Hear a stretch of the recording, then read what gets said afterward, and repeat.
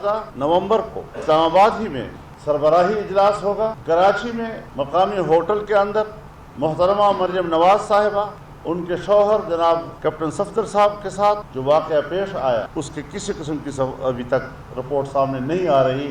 क्यों नहीं आ रही? फॉरेन फंडिंग केस का फैसला क्यों ज़ेर इल्तिवा है? सारी दुनिया को चोर कहा जा रहा है, अदालतों में घसीटा जा रहा है, नेब में घसीटा जा रहा है और ख़ुद अपने ऊपर दायर मुकदमात इल्तिवा का शिकार होते जा रहे हैं। पीटीएम का आईजी अगवा केस की रिपोर्ट पब्लिक करने का मुतालबा। जहांगीर तरीन के खिलाफ चीनी इंक्वायरी स्कैंडल की तहकीकात और फॉरेन फंडिंग केस बिला तातुल चलाया जाए। पीटीएम की स्टीयरिंग कमेटी का इजलास 13 नवंबर को बुलाने का फैसला।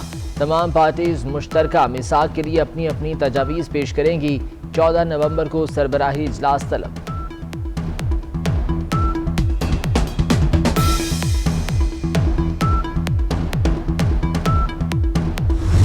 पाकिस्तान के वज़ीर दाखिला एजाज शाह के बयान पर भी एहतजाज किया गया।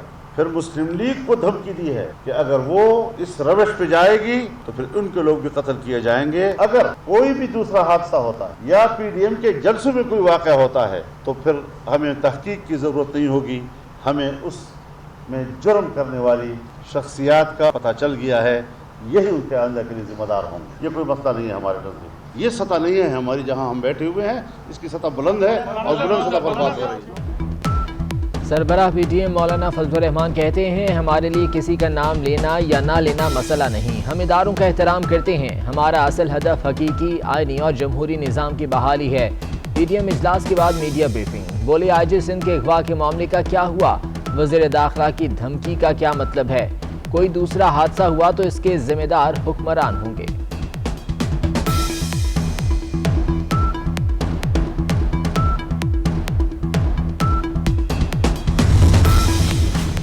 पीपल्स पार्टी का वही फैसला होगा जो पीटीएम के प्लेटफॉर्म पर किया जाएगा। आसिफ जरदारी का इजलास से वीडियो लिंक से खिताब। साबिक वज़ीर आज़म राजा परवेज अशरफ बोले, पीटीएम जलसों में एस्टैब्लिशमेंट का नाम लेना तय हुआ, अफराद का नहीं। अफराद का नाम लेना है तो इसके लिए नई एपीसी बुलाना पड़ेगी। शाहिद खाकान नब्बासी कहते हैं, पीटीएम के पास नवाज शरीफ का बयानिया कबूल करने के अलावा क्या रास्ता है?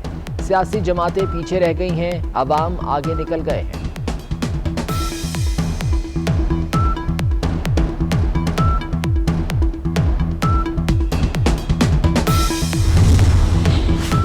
जिस तहरीक को आए रोज नए मिसाक की जरूरत पड़े उसका कोई मुस्तकबिल नहीं। शिबली फराज का पीटीएम के एलामिये पर रद्द-ए-अमल। कहा, नया मिसाक बनाकर अवाम को बेवकूफ बनाने की कोशिश भी नाकाम होगी।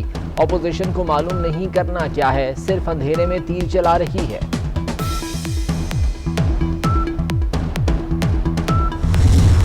पता चला है जितनी धांधली हुई है यहाँ पर, अभी इलेक्शन आया नहीं है लेकिन धांधली के अंबार लग गए हैं।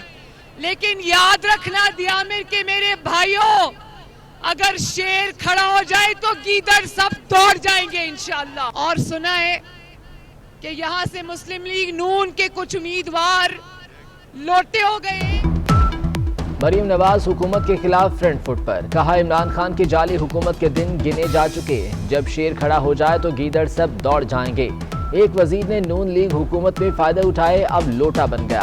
नई रिवायत कायम करेंगे और लोटों को घर छोड़कर आएंगे। गिलगित बल्तिस्तान के अवाम लोटों को वोट नहीं देंगे। चल्लास में खिताब।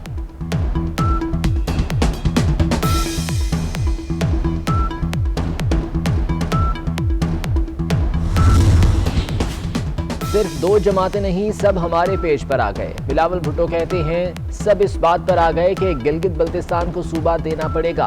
हुकूमत ने सूबा दिया नहीं लेकिन टैक्स का फैसला कर दिया। हम जीत गए तो सूबा देंगे, सब्सिडी नहीं छीनेंगे।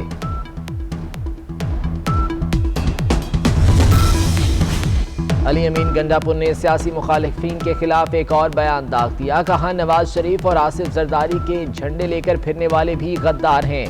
कुर्बानियों को भारत के लिए रायगा करने वालों को भारत भेजेंगे। अली अमीन गंडापुर को मरियम नवाज से मुतालिक बयान पर शदीद तनकीद का सामना है।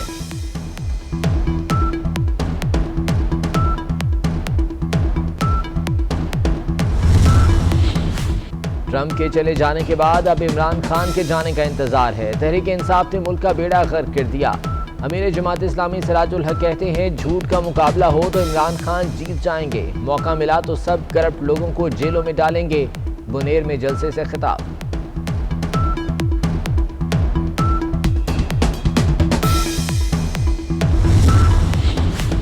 कश्मीरियों के कातिल मोदी से इमरान खान बात करने को तैयार हैं, ऑपोजिशन से बात करने पर राजी नहीं। ये कैसा निजाम है? मुस्तफा कमाल का सवाल। कहा, हुक्मरान सुबह शाम चोर चोर कहने और ऑपोजिशन हुकूमत गिराने में लगी है। कराची में पाक सरजमीन पार्टी के जलसे से खिताब।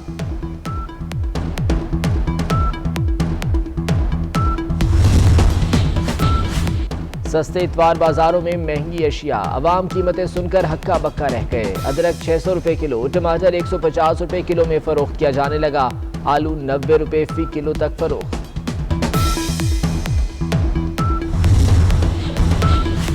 गुस्ताखाना खाकों के खिलाफ मुल्क भर में एहतजाज, शहर शहर रैलियां, अवाम की बड़ी तादाद में शिरकत। अंदरूनी सिंध के कई शहरों में हड़ताल, अवाम का हुकूमत से फ्रांस की मसनूआत पर पाबंदी, सिफारती ताल्लुकात खत्म करने का मुतालबा।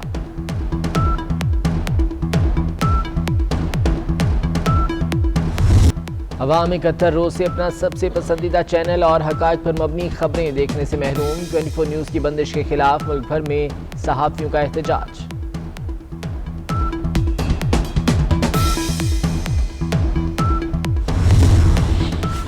रायविंड में 3 रोज़ा तबलीगी इज्तिमा, इख्तितामी दुआ में रिकत आमीज मनाजिर। मौलाना इब्राहिम देवला ने गुनाहों से माफ़ी, मग़फ़िरत और रिज़्क़ के लिए खुसूसी दुआ कराई। मुल्क भर से हज़ारों फर्जंदान इस्लाम की शिरकत। और इस्लामाबाद में पाकिस्तानी सकाफत के रंग बिखर गए। लोक मेले में तमाम सूबों के स्टॉल सजाए गए। कश्मीर के कल्चर और रिवायात को फ़रोग़ देने के लिए मखसूस स्टॉल्स। चारों सूबों के इलाकाई रक्स ने महफिल लूट ली।